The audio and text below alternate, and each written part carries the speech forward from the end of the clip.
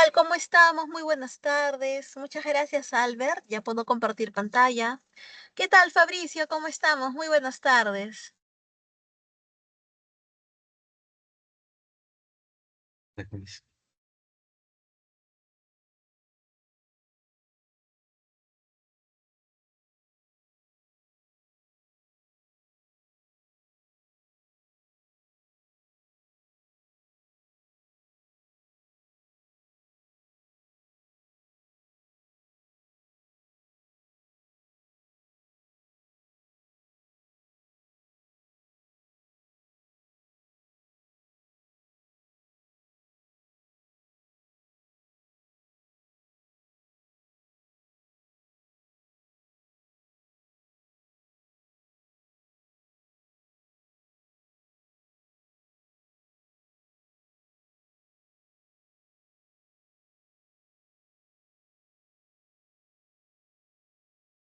Ya está, ahora sí, ya tengo listo todos mis archivos.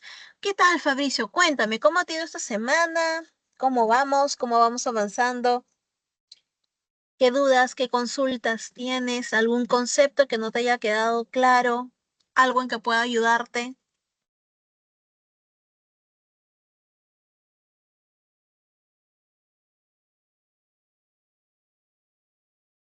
O si tú me indicas, vamos resolviendo nuestra separata de la pre, la vamos desarrollando.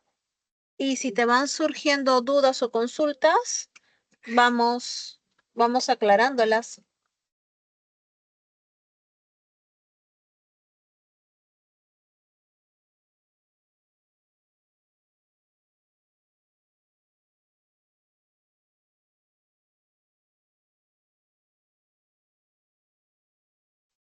Ah, ya, sobre los fila.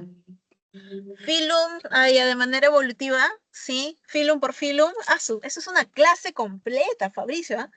Eso ya no es consulta, eso ya no es consulta, eso es clase. Eso es repaso, no vale, no vale. Ya, a ver, ¿pero qué? ¿Filum por filum de acuerdo a todas sus características? ¿A eso te refieres? Ah, ya. Pero hay que ser prácticos, Fabricio, porque a ti no te viene, digamos, de una manera tan específica y tan compleja la parte de biología, porque otros cursos, obvio, claro, lo más importante. Claro, claro, ya. Te voy a explicar, a ver, dame un instante para poder abrir una imagen, un esquema en específico para poder apoyarme en eso y poder explicarte.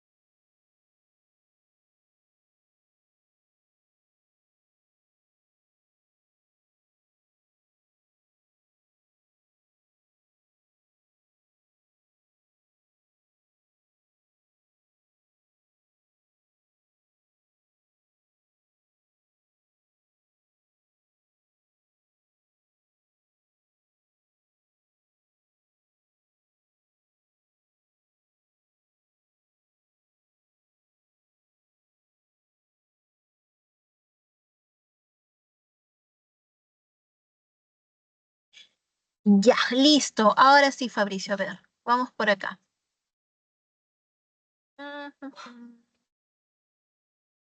Ya.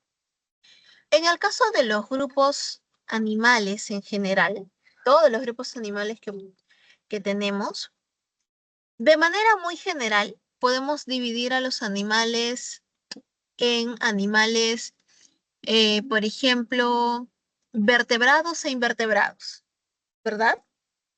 Los animales invertebrados son aquellos que no tienen columna vertebral, aquellos que no tienen huesos como tal, ¿verdad? Pero los animales vertebrados tienen cierta característica, ¿no? Que al tener huesos, y ellos todavía están por acá en un pequeño grupo de los animales que son triblásticos, ¿sí? Del tipo celomado. Los vertebrados son animales muy escasos y son solamente 5 tipos: peces, anfibios, reptiles, aves y mamíferos, ¿no? No hay más vertebrados. Es una forma de poder clasificar a los animales y entenderlos. Otras formas ya más específicas, más científicas, más desarrolladas, es lo que tú estás viendo en pantalla.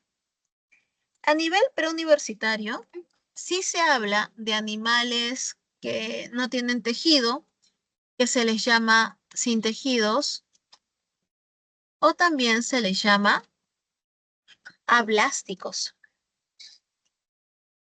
¿sí? Animales que son sin tejidos o también llamados ablásticos, ¿sí?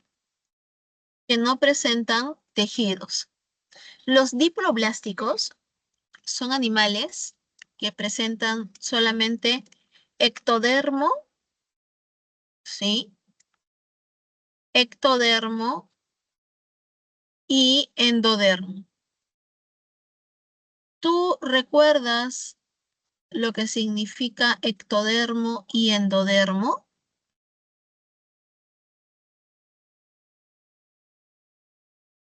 El ¿Lo ectodermo creo recuerdas, que Fabricio? era la parte exterior de la piel de tejido, Mm, y el endodermo es la parte interna. y ya, más o menos por ahí, más o menos por ahí. Te explico.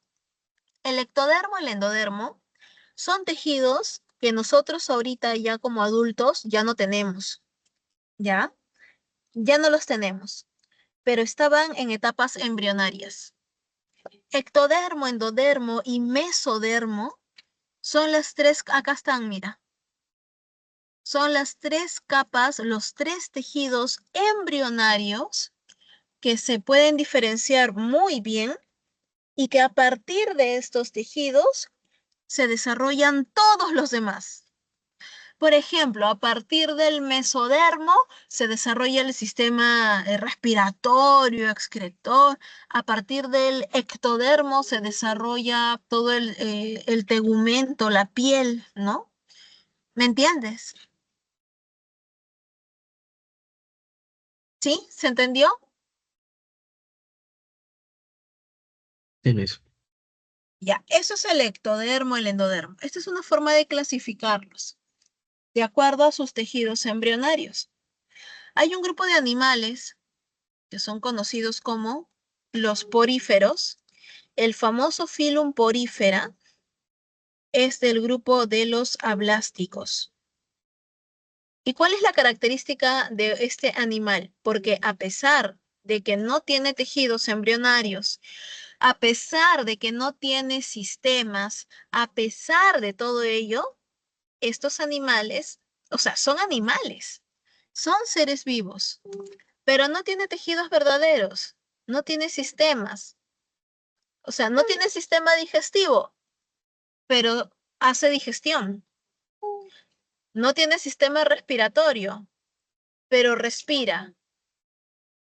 ¿Se entiende eso Sí, o no se entiende?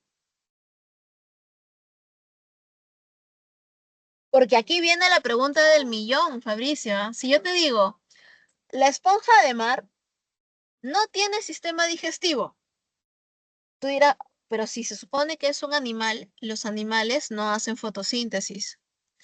Si es un animal y no tiene sistema digestivo, entonces, ¿cómo hace digestión? ¿Cómo se nutre? ¿Cómo se alimenta? Ah, es que para hacer digestión no necesitas tener sistema digestivo. Estos animales, la esponja de mar, tienen aquí una zona que se llama el ósculo, que es la entrada en realidad es la zona de salida del agua, porque el agua entra por todos sus poros, por eso se llama porífero. El agua entra por todos los poros de su cuerpo y todos los nutrientes, el fitoplancton que entra con el agua, las células que están dentro, aquí tapizando, los famosos coanocitos, van a tomar esos nutrientes y los ingresan a la célula. Hacen digestión y todo pasa a nutrir a las células. ¿Te das cuenta que aquí este animal no tiene estómago, intestino, con jugos gástricos, enzima, jugos digestivos? No, no, no, porque no lo necesita. Es un animal muy simple, pero que cumple todas sus funciones de animal. No porque sea simple, deja de cumplir alguna función vital. ¿Este animal respira? Claro, respiración celular. No tiene pulmones, pero respira. ¿Sí? Al igual que los peces, ¿no? Los peces no tienen pulmones, pero respiran por branquias. La esponja no tiene pulmones, pero respira a través de la difusión. Sus células botan directamente el CO2 al ambiente y toman el oxígeno del agua. Cada una de sus células. O sea, no tiene sistema respiratorio, pero respira. ¿Sí? ¿Se entendió? Ahora sí. Miss, Sí, sí. Perfecto, vamos muy bien entonces. Ya, muy bien, Fabricio. Entonces, las características principales entonces del filum porífera, ¿cuáles son? Que no tienen tejidos como tal. Por lo tanto, si no hay tejidos, no hay órganos, ni tampoco sistemas. Y recuerda, no los tiene porque no los necesita. Es un animal simple. Tiene una cavidad interna. Esta cavidad interna se llama la espongiocele. Y ojo, aquí no estamos hablando de una digestión incompleta o un sistema digestivo incompleto. Aquí estamos hablando de un sistema que no existe. O sea, no hay un sistema como tal. La esponja no tiene sistema digestivo. Lo que hace la esponja, recuerda, es hacer una digestión intracelular. Los nutrientes entran directo a las células y dentro se digiere y se reparten los nutrientes. Esto de acá no es un ano boca, ¿recuerdan? Semana 6, me parece, semana 6, 7 que vimos sistema digestivo. El sistema digestivo incompleto, como por ejemplo en los nidarios, ahora sí mira, aquí está el segundo filum. Sí, aquí sí tienen un ano boca, un solo orificio por donde entra el alimento, se digiere y salen los desechos. En cambio, esto no es así. En la esponja, todo entra a través de los poros y sale a través del orificio superior. Es como un filtrado. Todo el tiempo está haciendo esto el agua. El agua sale, ¿no? Y entra nueva agua por los laterales. ¿Sí? Es un proceso distinto. Ahora, los animales, incluido la esponja, porque mira, así se ven las esponjas. Las esponjas antes creían que eran un tipo de planta, porque estaban sésiles, ¿no? ¿Qué significaba sésil? ¿Se acuerdan? Fijo en un punto, ¿no? Sésil, ¿sí? Sésil significa fijo en un punto y se creía que eran plantas. Pero luego se dieron cuenta que estos seres no hacían fotosíntesis y se nutrían de otras fuentes de alimento, ¿sí? Sésiles. Entonces ya, obviamente, se dieron cuenta que eran animales muy distintos, ¿no? Y así como existe, ¿no?, la esponja de mar, tenemos también otros animales que tienen características algo similares, pero ya son un poco más complejos. Recuerden que los poríferos son ablásticos. Ellos no tienen tejidos verdaderos. Vamos ahora en el grupo de los diploblásticos, aquellos que embrionalmente desarrollan ectodermo y endodermo, pero hasta ahí nomás llega. Es decir, que son animales complejos, pero no tantos. Aquí encontramos a dos. A los del filum Nidaria, y aquí encontramos a los pólipos, las hidras, ¿sí? Las medusas, no, acá está la hidra, mira. La anémona o actinia, acá falta una I, anémona o actinia, ¿sí? Estos animalitos, y también tenemos a el filum Ctenophora, que es el peine de mar. Fabricio, a ti no te vendría esta parte del filum Ctenophora, por ejemplo, porque son una peculiaridad, pero no es difícil, ¿ah? Porque el peine de mar, mira cómo se ve en el mar. Realmente es un ser hermoso.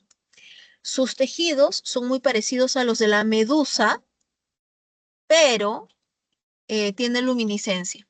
Su cuerpo es globoso, ¿no? Acá sabes, acá justo te dice, presenta bioluminiscencia, tiene 8 filas de peines y un par de tentáculos, ¿no? En cambio, en el caso de las medusas, ¿no? La medusa sí tiene tentáculos, toda una estructura un poco más distinta, ¿sí? En el filo Cnidaria, ¿cuál es la gran diferencia?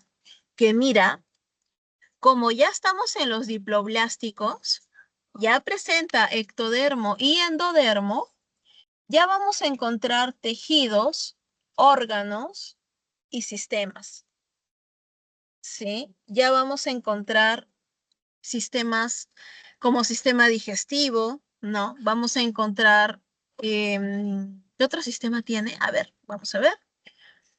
Aparte del sistema digestivo, a ver, permítanme un instante recordar, a ver si es que hay algo, porque no todo, o sea, no tiene mesodermo, tiene solamente ectodermo y endodermo, y tiene solo algunos sistemas o estructuras que derivan de estos.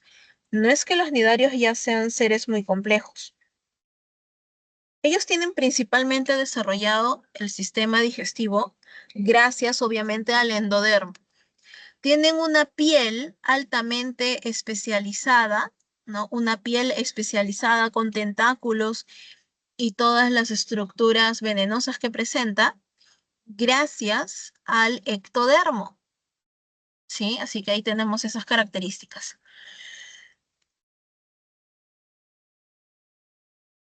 ¿Qué es lo más resaltante de este grupo?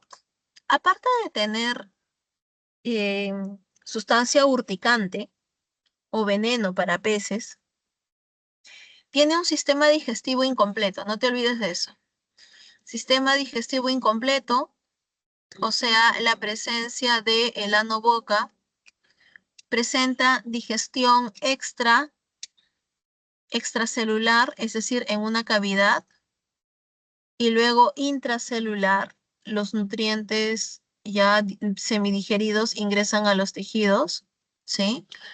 Extracelular, intracelular, encontramos que también tienen una reproducción sexual o asexual.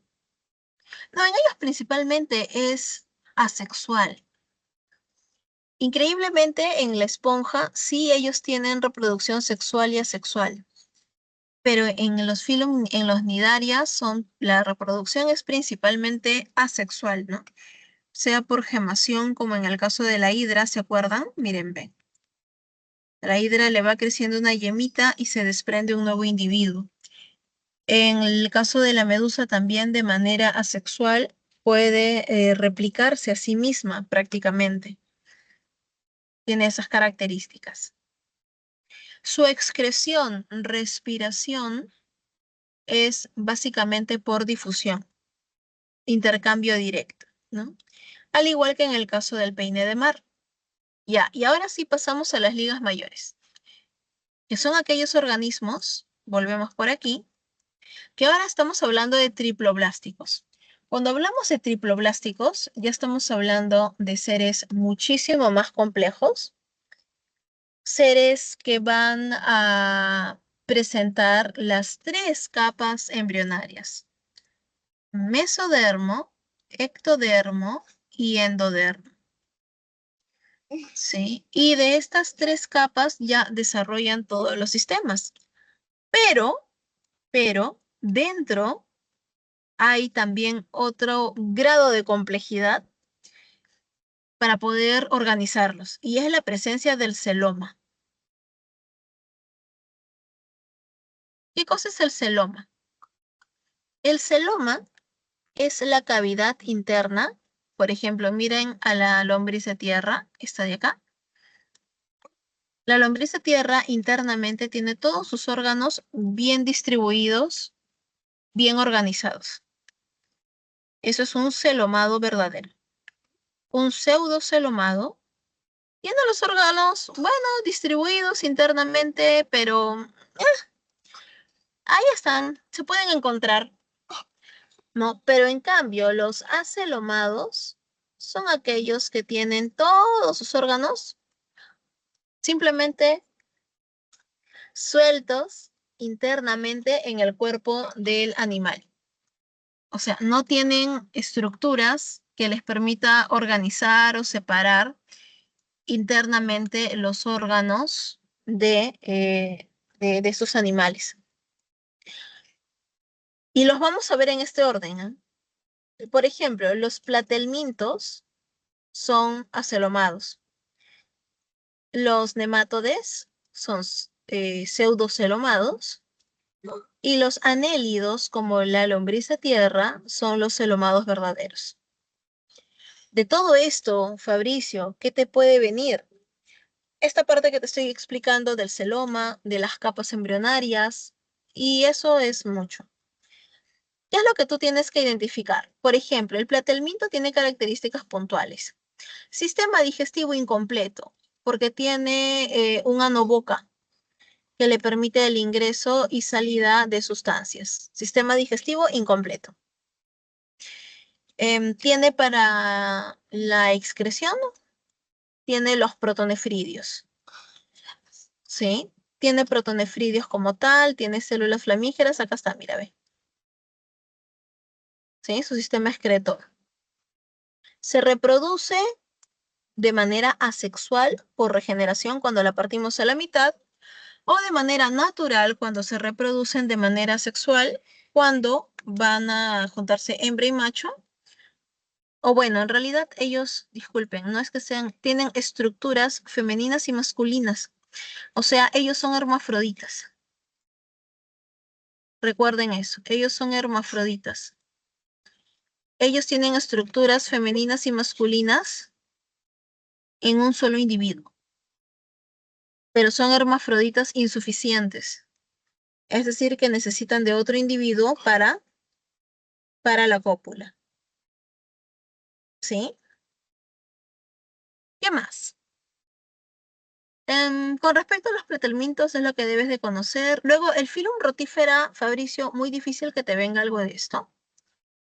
Em, pero de ellos solo se conoce que son pequeños animales, pero son bien chiquititos, ¿ah? Unos 2 milímetros, 3 quizás, medio centímetro pueden llegar a medir, y tienen una estructura ciliar en la boca, ¿no? Retráctil. El mástax es la estructura más popular para triturar. Ellos, los filum rotíferos y los nemátodos, ambos son pseudocelomados. Son estos de acá, mira, ellos. Son pseudocelomados, rotíferos y nemátodes. Los nemátodos, usualmente de vida parásita, los famosos Oxyurus, la lombriz intestinal, una piel bastante gruesa, son dioicos. ¿Qué significa dioico? Lo contrario a hermafrodita.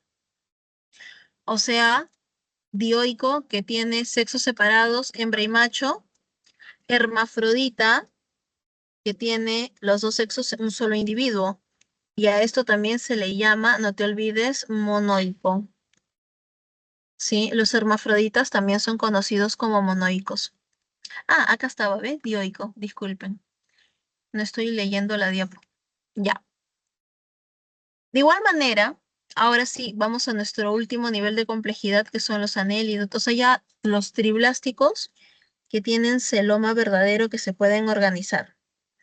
Aquí ya encontramos a los anélidos, los moluscos, los onicóforos, los artrópodos, equinodermas, hemicordados, los cordados, y aquí es donde estamos nosotros. Dentro del filum Chordata, aquí encontramos al famoso subfilum Vertebrata. Aquí estamos los vertebrados, donde están los peces cartilaginosos, los peces óseos, los anfibios, los reptiles, las aves y los mamíferos. Y no olvides que dentro de los mamíferos tenemos monotremas, marsupiales y placentarios. Los monotremas, los marsupiales y los placentarios. ¿Sí? Obviamente nosotros somos placentarios, porque el feto del individuo termina de desarrollarse dentro del cuerpo de la madre, alimentado a través de la placenta. ¿Sí? Ahora, de todos ellos, los que más vienen moluscos, por ejemplo. Un minutito, por favor, un instante.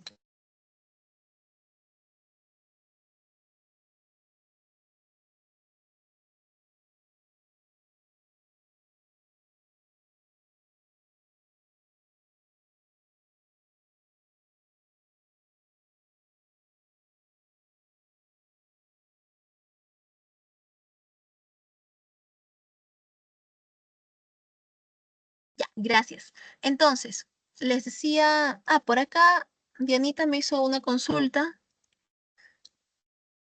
¿Cuál era la diferencia entre el amebocito y el cuanocito? Ya, para redondear esta pregunta nada más. El amebocito, Diana, y el cuanocito, ambos están en el porífero, ¿no? A ver, rapidito. Ya, el cuanocito es esta celulita que está aquí para la digestión. El amebocito está aquí adentro. El amebocito pareciera que cumple la función de un macrófago, recorriendo entre las células, alimentándose de desechos y demás, ¿sí? Eso es un amebocito. El cuanocito es para la digestión. El amebocito es prácticamente para ya cuidar al individuo, ¿sí? Buena pregunta. Listo, Dianita. Ahora sí. Ajá. Y sí, Ariana, se le llama digestión intracelular. A ver, continuemos entonces por aquí. A ver, a ver. Uy.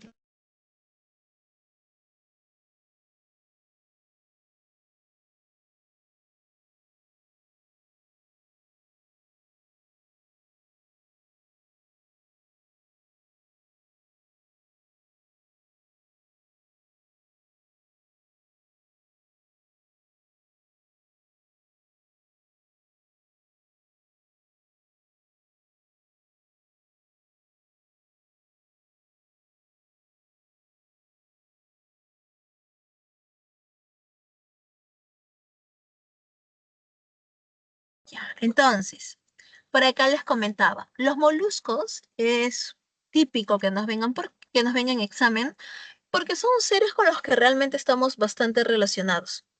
Por acá está la boquita de un caracol, miren.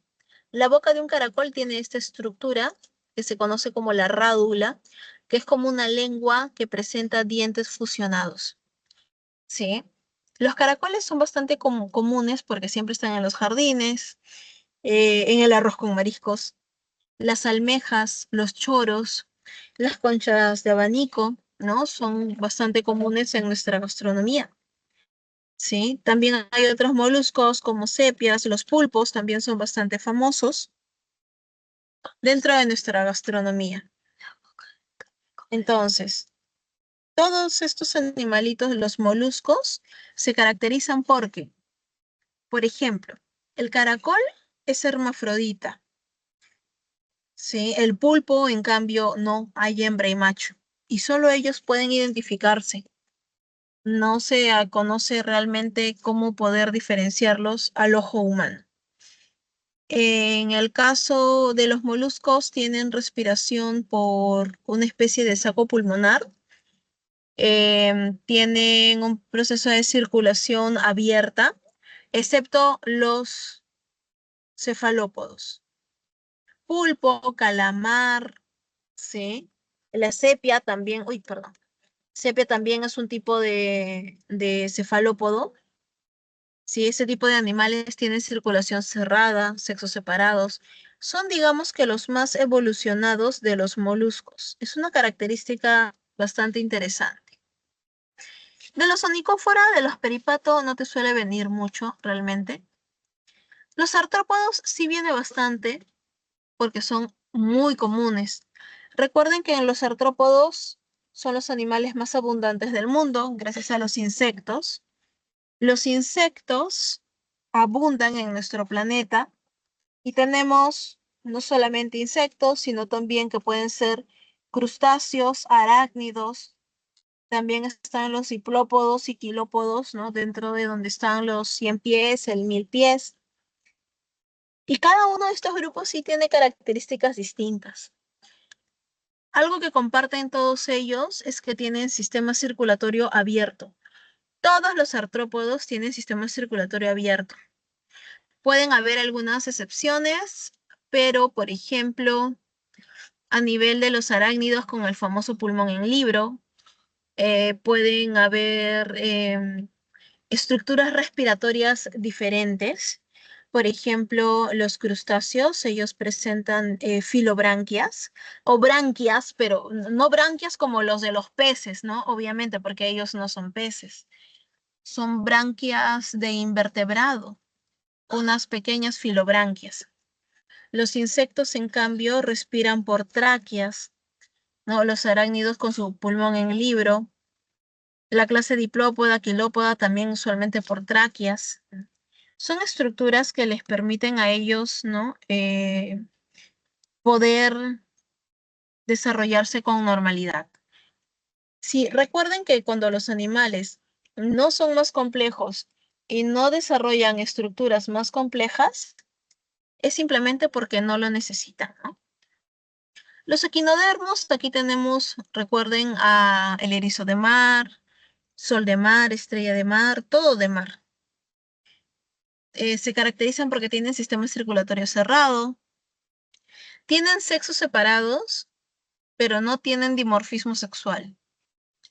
No se diferencian hembras de machos, porque simplemente no lo necesitan, porque su fecundación de ellos es externo, ¿sí? Tienen fecundación externa.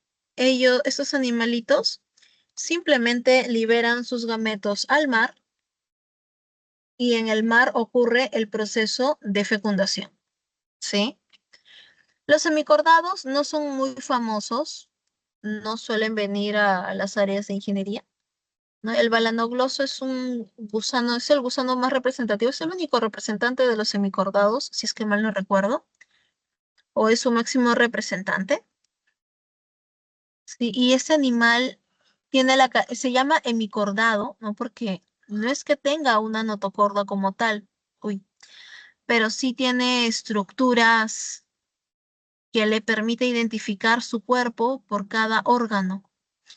Tiene regiones genitales, sacos hepáticos, región intestinal, o sea, cada una de las porciones de su cuerpo se diferencia por el órgano que contiene. Es muy particular. En los cordados, ahora sí, los que presentamos notocorda en alguna etapa de la vida, tenemos el subfilum Urocordata, donde se encuentra, por ejemplo, la asidia, que es un tunicado. Las asidias presentan notocorda, pero en etapa larvaria. Cuando son adultos y se ponen sésiles, ya no tienen notocorda. En cambio, los del filum cefalocordata, sí, aquí sí hay notocorda toda la vida. Parece un pececito, ¿no? Como un pez primitivo, pero es pequeño, no miden más de 10, 12 centímetros quizás.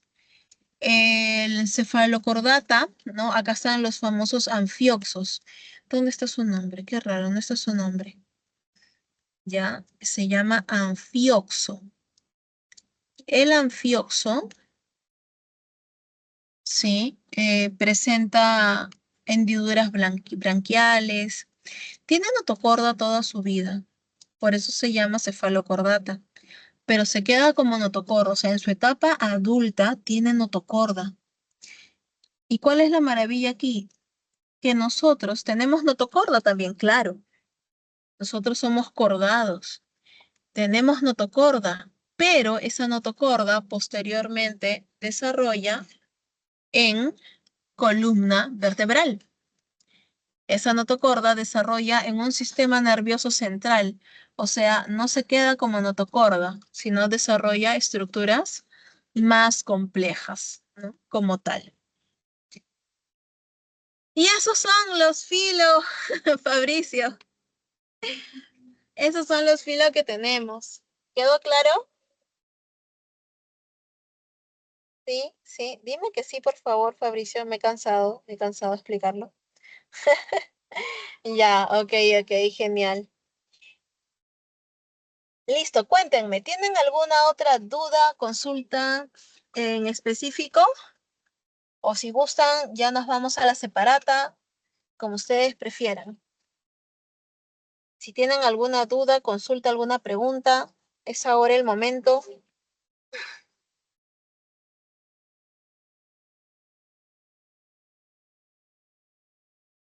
Indíquenme, por favor. A ver, les doy unos 3 minutitos para pensar si tienen alguna consulta.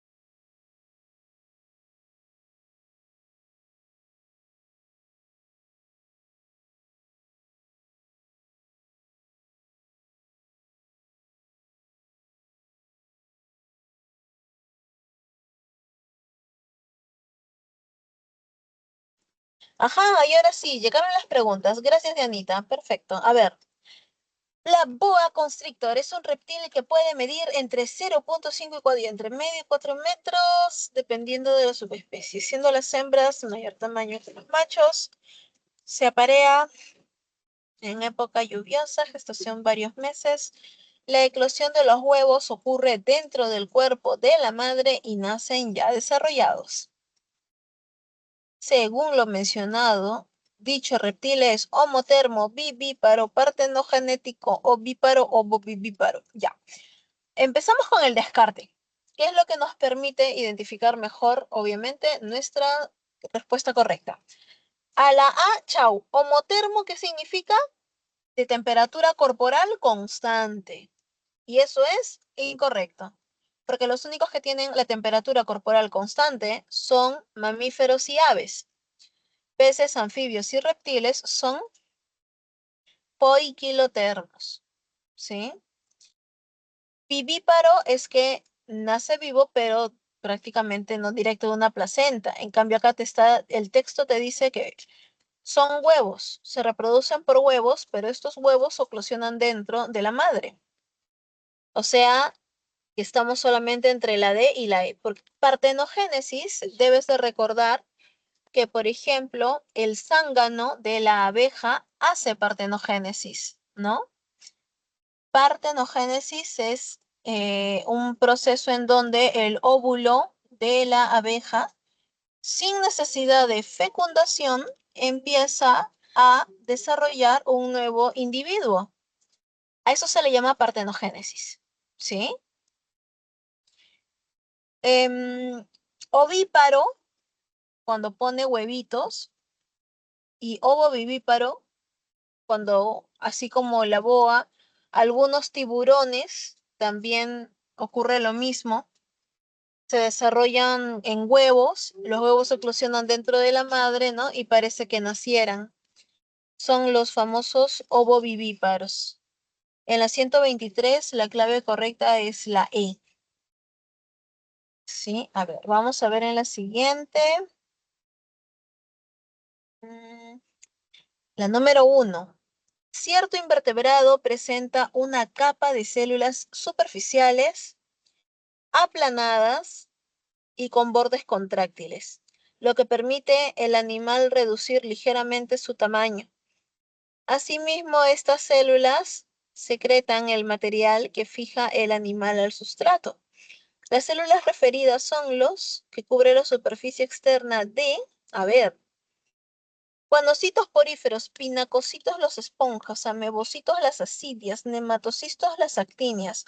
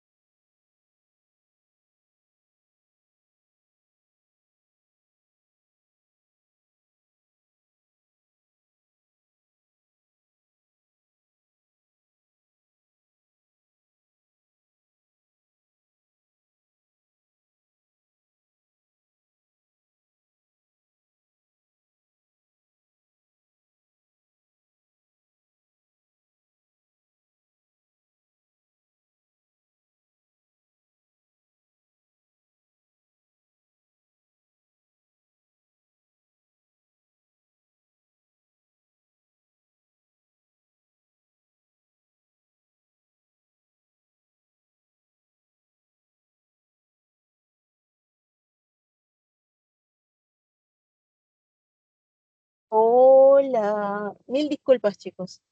Se me, se me fue se me fue la batería, mil disculpas. Ya está, ahora sí, ya me volví a conectar. Ya, a ver, estábamos en la pregunta mil disculpas de Anita. A ver, estábamos en la pregunta uno, ¿verdad? De las que habías enviado, que era la segunda pregunta. A ver, un ratito, me está cargando aquí el chat nuevamente. Ya. Sí, mi batería siempre me juega una mala pasada, perdón. Pi, pi, pi, como dicen los jóvenes. A ver, allá, estábamos acá en la número uno, ¿se acuerdan? Allá, de cierto invertebrado presenta una capa de células. Mira, te dice que son superficiales, aplanadas, con bordes contráctiles, lo que le permite al animal reducir ligeramente su tamaño. ¿Ya? Hasta lo que nos va diciendo, le decimos chau a los amebocitos, chau a los cuanocitos, ¿verdad? Porque debemos de recordar por teoría que los cuanocitos están en los bordes internos de la esponja y los amebocitos se encuentran entre los tejidos, ¿sí? Te dice luego, asimismo, las células secretan material que fija el animal al sustrato. O sea, un animal que se tiene que adherir al sustrato que muy probablemente sea sésil o tenga etapas sésiles. Si ya hemos anulado la A y la B, nos queda solamente la C y la D. Solo C y D. Pinacocitos, esponjas, nematocistos, actinias. Las células referidas, de las cuales están hablando, ¿a quiénes se está refiriendo? A ver, de lo que nos está contando por acá, la pregunta te dice, ¿pueden reducir ligeramente su tamaño? Estas células secretan material que fija al animal al sustrato. Las esponjas tienen que estar fijadas al sustrato, ¿verdad? Las actinias, ¿no? O anémonas realmente pueden más bien trasladarse de un lugar a otro. Ellas nadan junto o se dejan llevar por la marea, mejor dicho. Por eso es que usualmente las podemos ver adheridas en la superficie rocosa. ¿Sí? Así que marcaríamos la letra C. 1C. ¿Mm? Listo. El pinacocito creo Y que... en la pregunta, sí, hola, hola. ¿Sí, Miss, me escucha? A ver, un ratito, voy a subirle el volumen. Ahora sí. Miss, los pinacocitos son, creo que... No me acuerdo mucho cuál era su función. Creo que no es muy conocido, ¿no? No, realmente los pinacocitos no viene mucho no suele venir mucho en los exámenes, pero los pinacocitos están en la superficie, que se conoce también como el pinacodermo. Ahí lo habíamos visto en la imagen. Está en la superficie corporal. Y como te digo, o sea, realmente como les acabo de explicar y como les he enseñado a sacar las claves o a identificar la clave, tú vas descartando de acuerdo a lo que te dice el texto. El texto te dice que requiere adherirse al sustrato. Y los nidarios, hidras, anémonas, medusas, no son sésiles. No viven siempre pegados al sustrato. Así que por ahí lo sacas. Que no es una actinia, no es una anémona. Sepas o no sepas lo que es un pinacocito, sepas o no sepas, te acuerdes o no te acuerdes, eso no importa. A la hora del examen recuerda que tienes que ser analítica. No necesariamente recordar todo perfectamente. Pero, ¿sí? ¿Se entendió? Los pinacocitos, recuerda que son esas células aplanadas, son células que recubren o tapizan la superficie, es la capa más externa de las esponjas. Su papel es básicamente de una contracción mínima.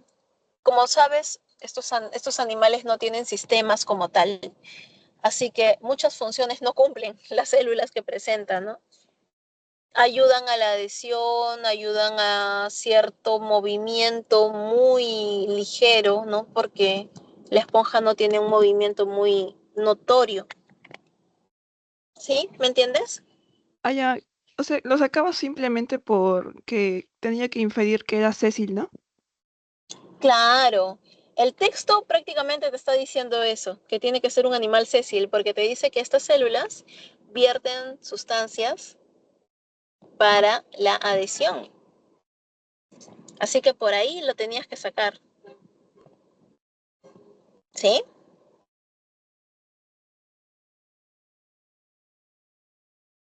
Gracias, no, no la había visto así de esa forma. Ah, ya, bueno, ya, esa es mi función, pues ayudarlos a que ustedes se den cuenta que básicamente así es como tienes que poder identificarlo. Recuerda que a la hora del examen de admisión no es que tienes que ser una enciclopedia, que tienes que saberlo todo. A la hora del examen, sea el examen de la pre, los exámenes de la pre o el examen de admisión, lo que tienes primero es respirar profundo y estar tranquila. Y segundo, saber identificar la clave. Tienes que ser astuta más que memorística. La memoria obviamente es una herramienta necesaria para poder ingresar y poder estudiar. Por eso hay que estar bien alimentados. Porque cuando uno no está bien alimentado, ¿no? Ahí vienen los problemas, ¿no? La memoria te falla cuando hay anemia, por ejemplo. Pero ya, utilizas tu memoria, pero tienes que ser astuta. Por eso te digo, ¿te acuerdas o no te acuerdas qué son los pinacocitos? Tienes que sacarlo de acuerdo a los datos que te dan en el problema. Y vamos con la 120. En la pregunta 120 te dice, en los animales existen 33 filas, de los cuales 31 corresponden a animales invertebrados y entre ellas se encuentra el filum Nematoda y el filum Annelida. Los dos filas no comparten una característica común, a saber, tienen un cuerpo alargado y cilíndrico, poseen sistema digestivo completo con ano-boca, presentan dos sexos separados, realizan respiración a través de la piel. A ver, aquí ya al toque ya descarté una, así con una leída ligera, porque nos damos cuenta de que hay un problema acá de concepto. Poseen sistema digestivo completo con boca y ano. Ah, no, eso sí está bien. Ya, ¿qué nos está pidiendo? Yo había leído mal, incompleto, decía ya. Pero no, es sistema digestivo completo con boca y ano por separado. Ya, eso sí está correcto por concepto. Te dice, en los animales 33 fila, 31 animales invertebrados, entre ellos nemátodos y anélidos. Los dos filas no comparten una característica. ¿Qué característica en común no comparten? Tienen un cuerpo aplanado y cilíndrico. No, alargado y cilíndrico. Nemátodos y anélidos. Bueno, el nemátodo tiene el cuerpo alargado y cilíndrico. El anélido tiene el cuerpo alargado, con capacidad retráctil y anillado. Pero bueno, es en forma de cilindro. Bueno, la A está como que más o menos. La B, posee sistema digestivo completo con boca y ano. Ambos, correcto. Ambos tienen sistema digestivo completo. Presentan los sexos separados. A ver, el nematode, Ascaris lumbricoides, Oxyurus, sí tienen sexos separados. Hembra y macho por separado, ¿ya? Pero la lombriz de tierra, ella no tiene sexos separados. La lombriz de tierra, ella es hermafrodita. Realizan respiración a través de la piel. La lombriz de tierra. Y bueno, y las que sí, porque también está dentro del cuerpo ahí, no requiere tanta respiración.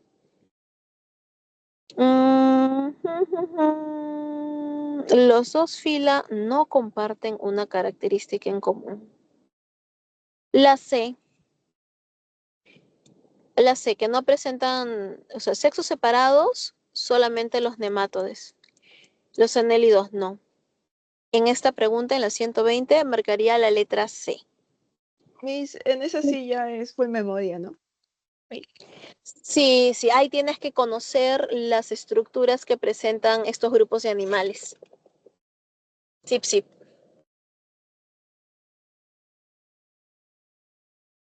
Sí, está Profesora, bien. ¿hay alguna característica que, aparte de esa, que no tengan en común? Hay varias. Por ejemplo, que este Fabricio. A ver, en los nematodos la mayoría son parásitos. Los anélidos no.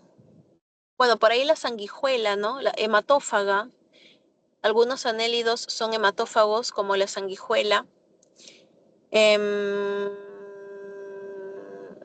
Recuerda que la lombriz de tierra, el anélido, presenta buche, molleja, tiene sangre, sistema circulatorio cerrado, ¿no? Nefridios para la excreción, su respiración cutánea. mm, Se puede regenerar. En cambio, los nemátodos no. Ya son características propias, ¿no? De cada uno de los grupos. Sí.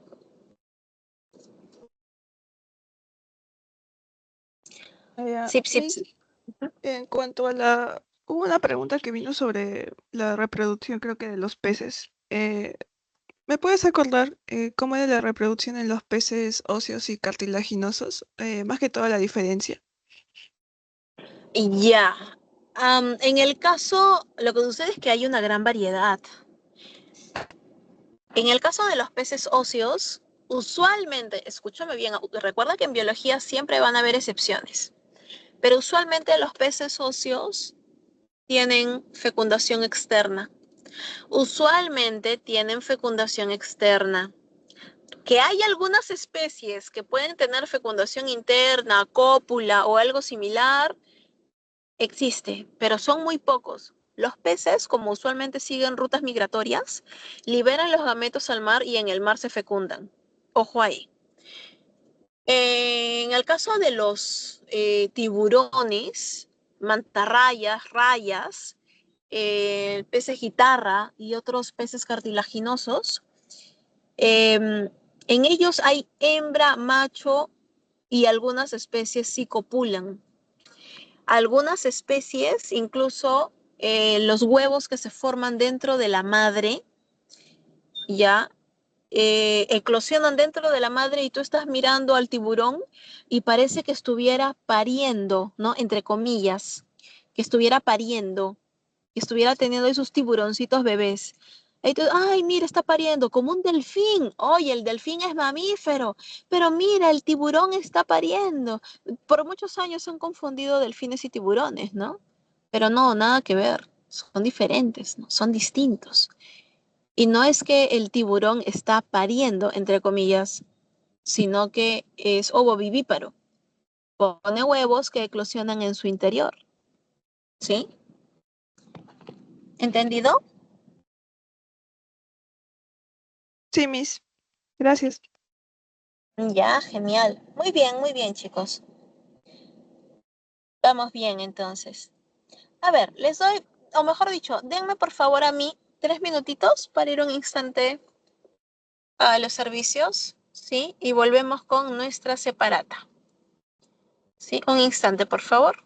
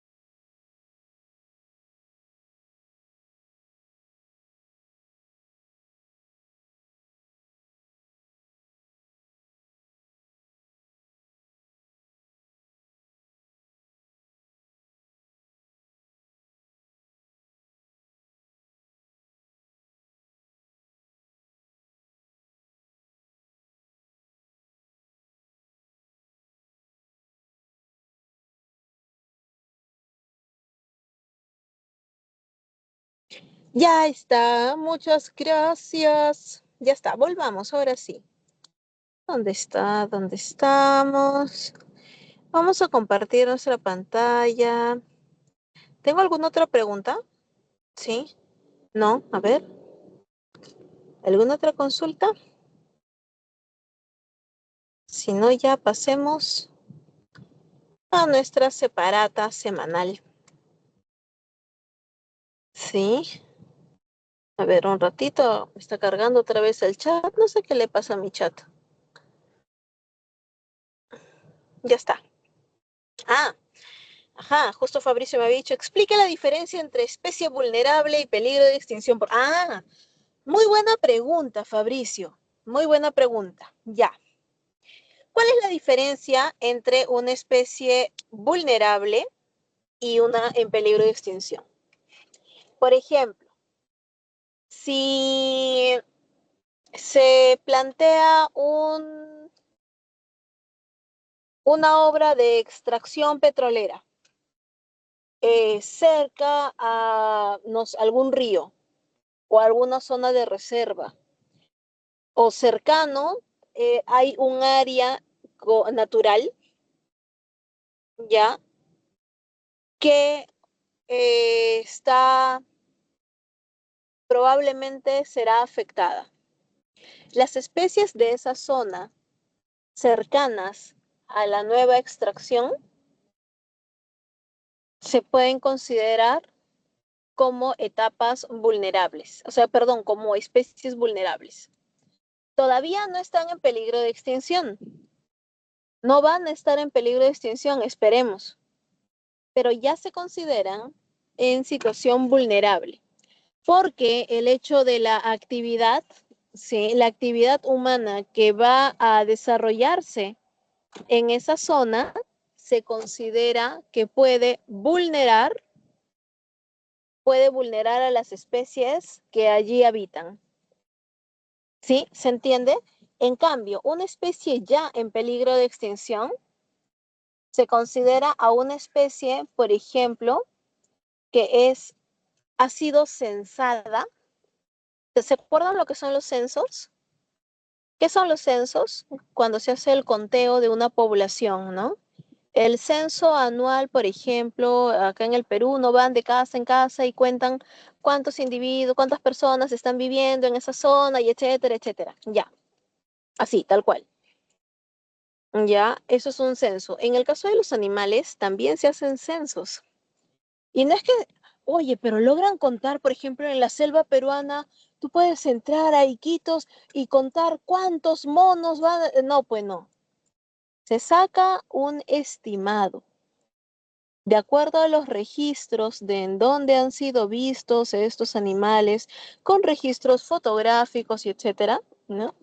Tú vas calculando, por ejemplo, a ver, en toda esta región de Iquitos, en las zonas accesibles, se han tenido avistamientos de poblaciones del mono choro de cola amarilla, ya 50 individuos en toda esta zona, y así los van censando. Los censos tú le pueden poner una marquita en la orejita o en la patita, ¿no? O en el ala, dependiendo qué animalito sea, se colocan esas estructuras plásticas que que teóricamente no se degradan con el tiempo y no les pasa nada, ¿ya? Entonces, cuando vemos que cada año va disminuyendo la población, una población en específico, ahí se considera la especie en peligro de extinción. Cuando la distribución de los individuos no es uniforme o no es la esperada, ¿no? O cuando se sabe que con el tiempo, ¿no? Obviamente está cambiando, ¿sí? A eso se refiere. En cambio, una especie vulnerable, recuerda, vulnerable que la pueden vulnerar, pero no quiere decir que ya está en peligro de extinción. Y luego lo que le sigue, luego ya de estar en peligro de extinción, ya es en peligro crítico, ¿no? Peligro crítico de extinción o ya la extinción como tal, ¿no? En su totalidad. ¿Sí? ¿Todo bien, Fabricio? ¿Quedó claro? Genial. Muchas gracias por tu confirmación. Miss, Perfecto. entonces peligro crítico no es igual a peligro de extinción. ¿No son No. sinónimos? Eh, hace referencia a especies que están en peligro de extinción, pero uno es más grave que el otro. Una cosa es que esté en peligro de extinción y otra cosa en peligro crítico.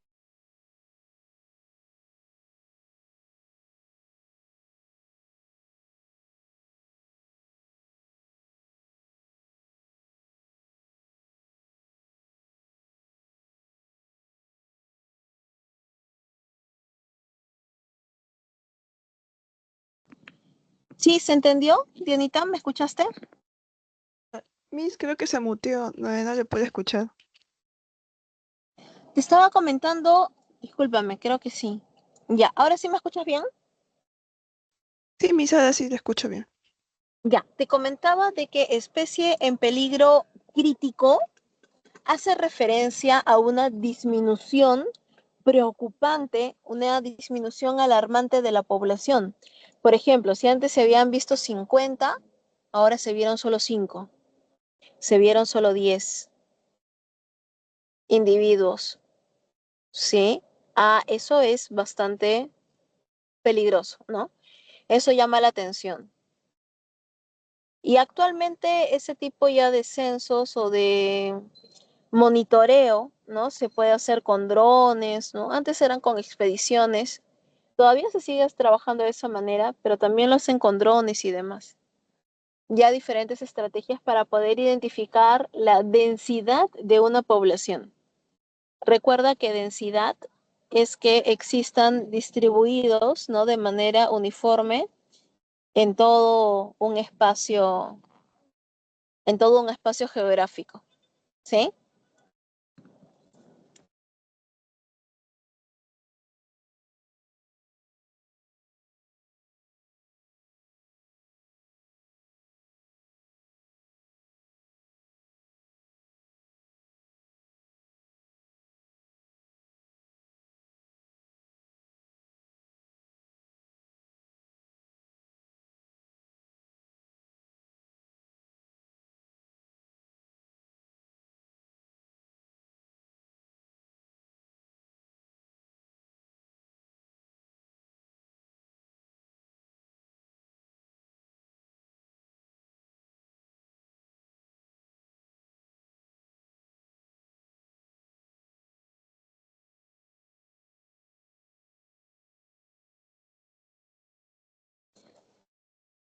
Dianita, discúlpame, ¿sí? ¿Me podrías confirmar si quedó todo claro o si te quedó alguna duda?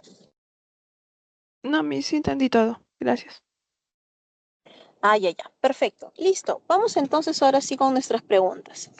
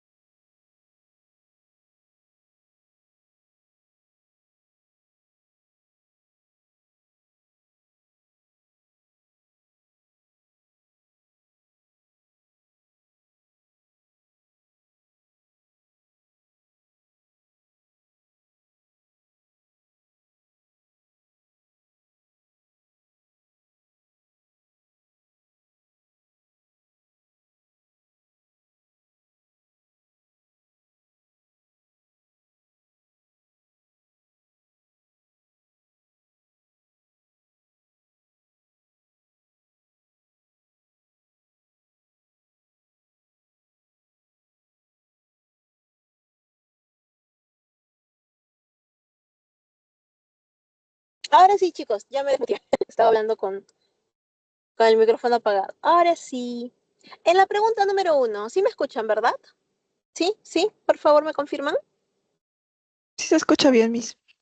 Ya, genial, gracias. En la pregunta número 1 nos dice, cuando los científicos lleguen a Marte, una de sus actividades será buscar formas de vida. Si al analizar una muestra de agua encuentran un organismo microscópico inmóvil, ¿qué características se les haría suponer que se trata de un animal? Ojo, de un animal, ¿ah? Presencia de plastidios y mitocondrias. Mitocondrias puede ser, pero plastidios, los plastidios son de las plantas, no te olvides. La B, son pluricelulares y sin pared celular. A, buena opción. Tener un núcleo rodeado de citoplasma. Eso no define a un animal. Eso define a todos los seres eucariontes. Y por concepto, los seres eucariontes son plantas, animales, hongos y protistas.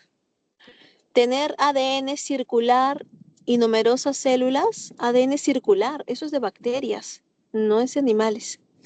Cuerpo unicelular rodeado de cilios, eso no es un animal.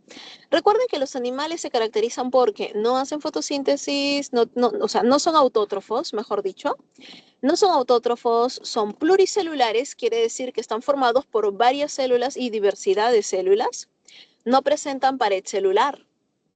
¿Sí? Esas son características de animales. Por eso en la número 1, la clave correcta es la letra B. En la pregunta Miss, número 2, sí, Miss, una consulta. ¿El protozoo no es clasificado como animal unicelular? eso no existe. Los animales unicelulares no existen.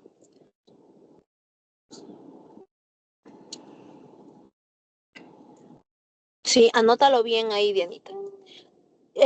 Mira, no sé exactamente en qué año pasó que una famosa editorial, muy famosa, de libros escolares, sacó en su libro, ¿no? Estaba escrito ahí que los protozoarios, ciliados, euglenas, eran animales unicelulares. Decían que eran animales unicelulares. Obviamente por ahí biólogos que también tenemos hijos, ¿no? Vieron eso en el libro de sus hijos y se quejaron terriblemente la editorial. Se manifestó el colegio de biólogos y todo. ¿Cómo es posible que les enseñen conceptos tan errados a nuestros hijos y demás? Hubo toda una carta de reclamo. Pero obviamente ese libro ya había llegado a los colegios y pues las correcciones no va a llegar a cada docente, ¿no? A cada profesor de colegio. Fue muy complicado y hubo una alteración de los conceptos en toda una generación. Y eso no existe. Te repito, el protista, el protozoario, no es un animal. Si fuese un animal unicelular, estaría dentro del reino animalia, no dentro del reino protista. Y eso es incorrecto. ¿Sí? Como seres vivos modernos, ¿ah? En la evolución a lo largo del tiempo, y eso es otra cosa. Ahí podemos hablar de otros seres que han existido hace muchísimos años y dieron origen a los eucariontes. Pero si estamos hablando de protistas, protozoarios actuales, modernos, que sean animales unicelulares, ese concepto es incorrecto. ¿Sí? ¿Ahora sí? ¿Quedó claro?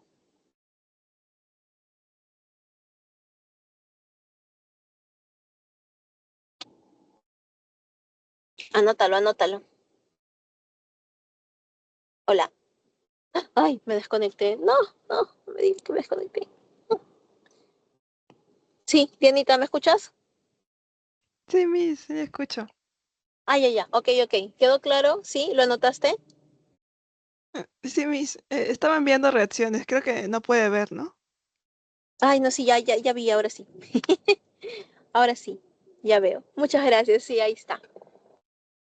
Listo. Muy bien, continuamos entonces con nuestra separata, pero gracias por tu pregunta porque justo me ayuda a mostrar mi indignación nuevamente y dejar esos conceptos bien en claro. Listo. En la pregunta número 2 nos dicen, las esponjas no pueden desplazarse, por lo que para su alimentación dependen del ingreso del agua con alimento a través de sus, ¿se acuerdan que les expliqué justo hace un ratito?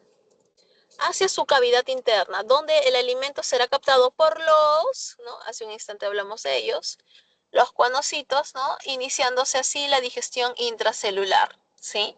¿Por dónde ingresa el agua? Por los poros y sale por el ósculo. ¿Y quién se encarga de captar los nutrientes en el agua? Obviamente los cuanocitos. Por eso la respuesta correcta en la número 2 es la letra D, D de dedo. En la pregunta número 3, un buzo observa dos pequeños animales marinos nadando bajo el agua, los cuales tienen el cuerpo de forma globosa y apariencia gelatinosa, emitiendo algunas prolongaciones, sin necesidad de capturarlos, ni analizar su morfología. El buzo está seguro que uno es una medusa y el otro es un tenóforo, ya que los diferencia por su celoma. No, sabemos que ninguno tiene celoma. Forma de nadar.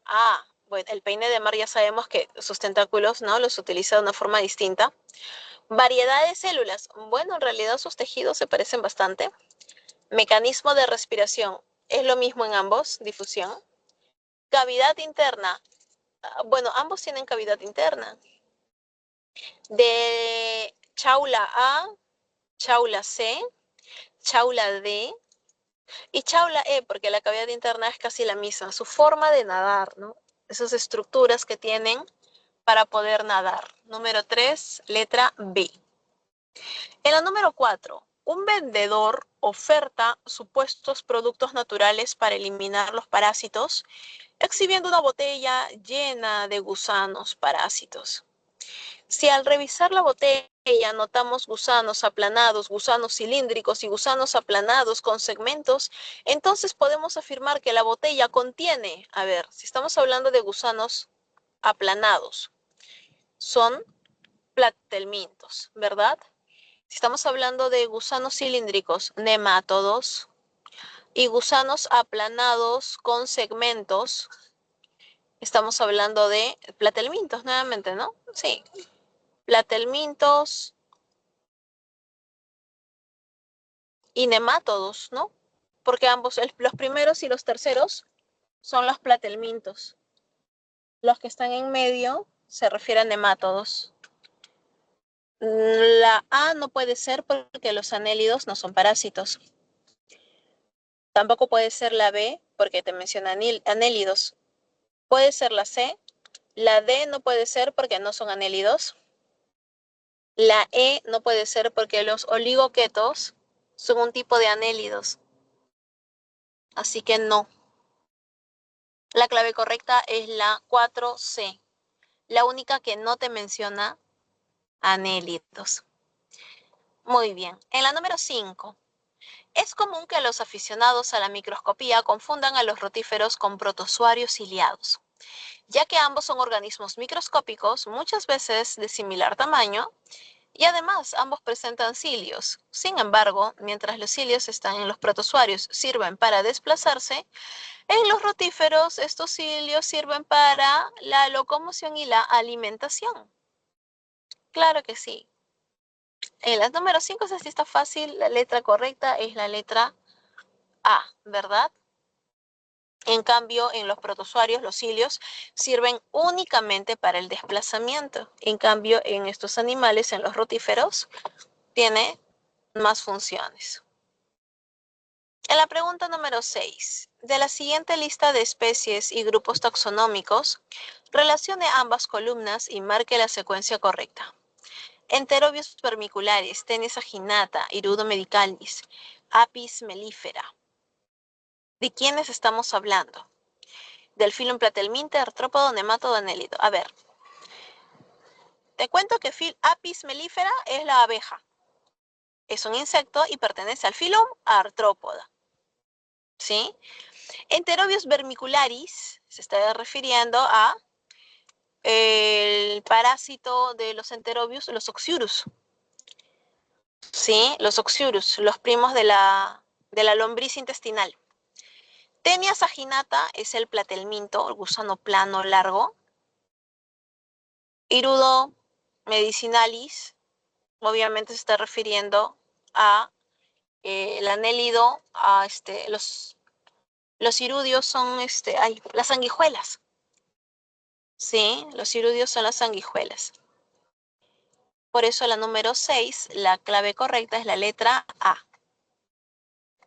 En la número 7 nos dice, Juan pide para almorzar un ceviche mixto y cuando le sirven, además del pescado, el ceviche también tiene pota. ¿Qué parte carnosa del cuerpo de la pota podrá Juan encontrar en su plato? ¿Comerá la rádula y la concha? Obviamente no, además tampoco tiene. Los brazos y las antenas, cuando un calamar ha tenido antenas. El manto y los brazos, los tentáculos, los brazos y el manto, ¿no? Manto se le llama a justamente toda la estructura superficial de la cabeza, que justamente eso es lo que comemos.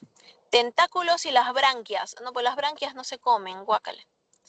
Las pinzas y las aletas, no tiene aletas, ni tampoco pinzas. La clave correcta de las 7, obviamente, es enano, ¿no? El manto y los brazos. En la pregunta número 8, Diana, mira, acá te mencionan. Diana trabaja en un laboratorio de zoología y como parte de un estudio debe comparar las rádulas de 2 especies de moluscos. Si le presentan las siguientes parejas de moluscos para comparar, ¿con qué pareja no podrá realizar dicho trabajo? ¿Qué trabajo va a hacer? Comparar las rádulas. ¿Quiénes tienen rádulas? Los caracoles, ¿verdad? Caracoles y en algunos cefalópodos también tienen esa estructura de rádula, ¿no? Desarrollada como un pico. A ver, ¿quiénes tienen?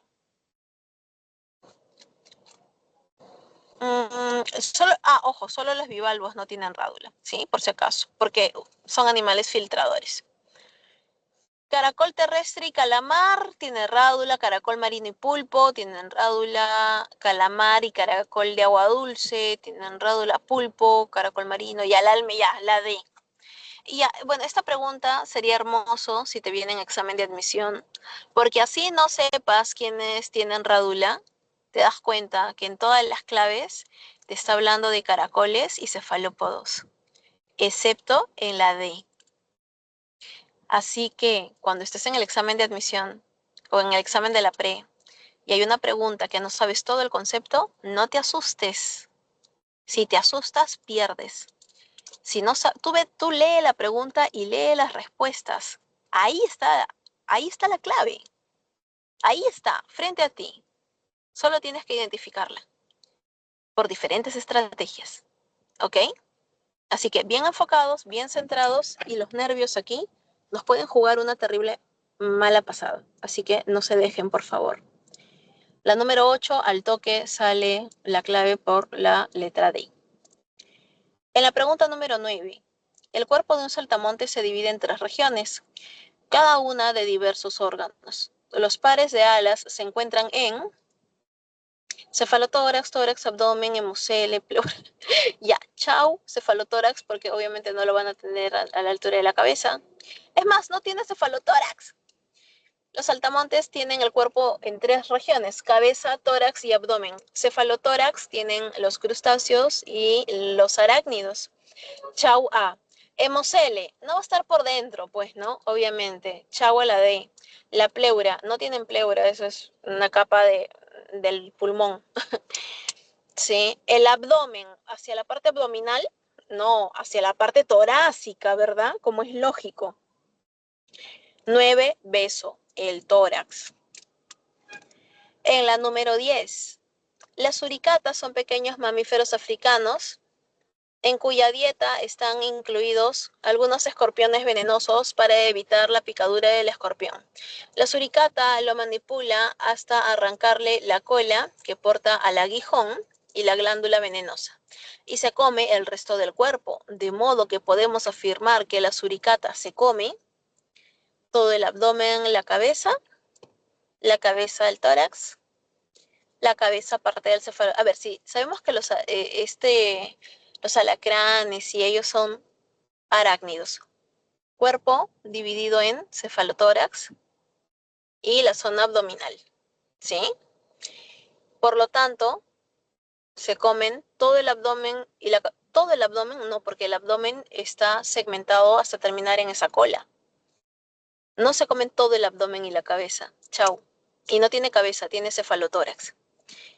La cabeza y el tórax, chau. Chau a la B, chau a la A. Vamos con la C. La cabeza y parte del cefalotórax está redundando. ¿Se dieron cuenta? Chau a la C. El cefalotórax y parte del abdomen. Esa es la correcta, ¿verdad? Veamos la E. El cefalotórax y todo el abdomen, obviamente. Chau. Chau a la letra E. Nos quedamos solamente con la D, ¿verdad? D de dedo. La número 11. Los onicóforos son gusanos de cuerpo blando que por un tiempo estuvieron incluidos en el filum Arthropoda, ya que comparten algunas características con ellos. Si comparamos su apariencia con cualquier artrópodo adulto, la diferencia es evidente, pero si los comparamos con una larva de mariposa con una oruga, se notará que ambos tienen en común, tener dos pares de antenas en la parte anterior, un par de patas carnosas por segmento, un par de uñas venenosas anteriores, numerosos pares de patas articuladas, cuerpo cubierto por capa fina de quitina. Estamos hablando de onicóforos, como el peripato, ¿se acuerdan? Es muy parecido y es familiar también de los miriápodos, diplópodos y quilópodos, ciempiés, mielpiés. Y todos ellos se caracterizan porque tienen el cuerpo cubierto de quitina. ¿Sí? No todos tienen antenas, no todos tienen patas carnosas, no todos tienen veneno, ni todos tienen patas articuladas. ¿Sí? Pero sí todos tienen una capa de quitina. 11, clave enano. En la número 12, los equinodermos son invertebrados con una simetría radial tanto externa como interna. Si María desea preparar un platillo a base de gónadas de 2 erizos de mar, podría abrirlos por la región donde está la boca y luego sacar las gónadas, obteniendo un total de... ¿cuántas gónadas? Recuerden que ellos son pentarradiales. Pentarradiales, 5, ¿verdad? 5 lados. El erizo de mar, recuerden, la zona de la boca está en la posición ventral, en la parte de abajo. Posición ventral. Y no va a tener 5 gónadas. Las gónadas vienen de a pares. Una por cada segmento. O sea, un par de gónadas por cada segmento. En total tiene 10. 10 sacos gonadales. Clave, besito. Bueno, eso sí estaba como que para pensarlo, ¿no? Porque son datos directos. En la pregunta número 13, los urocordados, semicordados y cefalocordados son animales marinos que por un tiempo estuvieron considerados en un solo filum. Sin embargo, nuevos estudios demostraron que era necesario crear un nuevo filum para cada uno de ellos, debido a que los urocordados adultos carecen de notocorda. Solo los cefalocordados presentan estomocorda.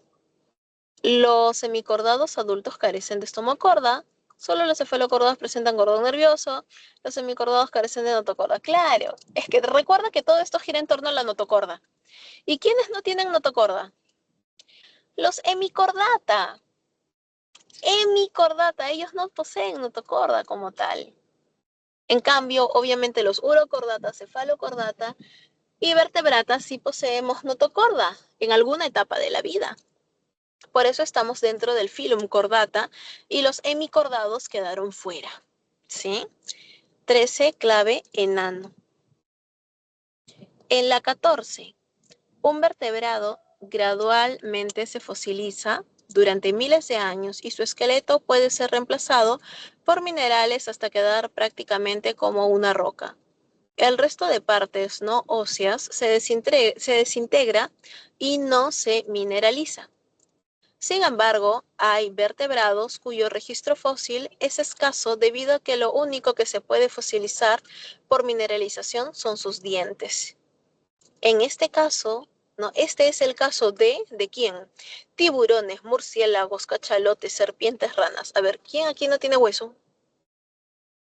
Los murciélagos, mamíferos voladores, tienen huesos. Cachalotes, ballenas, mamíferos acuáticos. Serpientes, son reptiles, óseos. Ranas, anfibios, tiene hueso.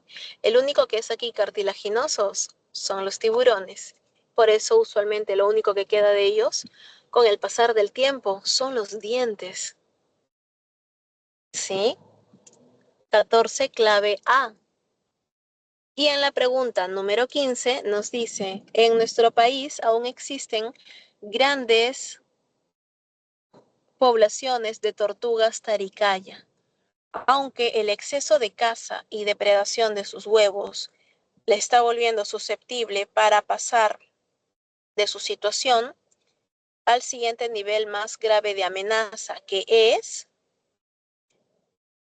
no, actualmente sabemos que dice, en nuestro país aún existen grandes poblaciones de tortuga taricaya, aunque el exceso de caza y depredación de sus huevos le está volviendo susceptible a pasar de su situación. Ya, si te está diciendo que ya presenta estas características, es porque se encuentra en situación vulnerable. Ya es vulnerable, ya está, es una candidata ya para pasar a la situación más grave de amenaza, que es en peligro de extinción, ¿verdad? No puede ser la A, porque de peligro crítico extinto, no, pues no te diría que la están cazando, que están comiendo los huevos de estos animalitos, ¿no? Nada que ver. La A no podría ser, de peligro de extinción a peligro crítico, no, porque el concepto, si te das cuenta en la pregunta número 15, cómo empieza la premisa, no te da una idea de que pueda ocurrir algo como tal, ¿no? De que se vaya a extinguir ya. Te dice, en nuestro país aún existen grandes poblaciones de tortugas taricaya. Con esa premisa da inicio, ¿verdad? Con esa premisa da inicio, ya, entonces ya todavía existe un montón de estas tortugas. Pero se cazan bastante. Ya, vulnerable, ¿no? Vulnerable y podría pasar a peligro crítico. Ojo ahí. Por eso en la pregunta número 15, de acuerdo a lo que nos dice la premisa, la clave correcta sería la letra E. E de enano. ¿Sí? ¿Se entendió?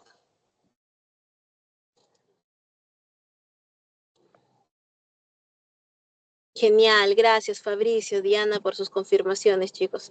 Cuéntenme, ¿tenemos alguna otra duda, alguna otra consulta? ¿No? Hacemos la separata, ya está, ya la terminamos. Sí. ¿Alguna otra consulta? Sí, o duda que tengan. A ver, a ver. Ahí estoy enviando.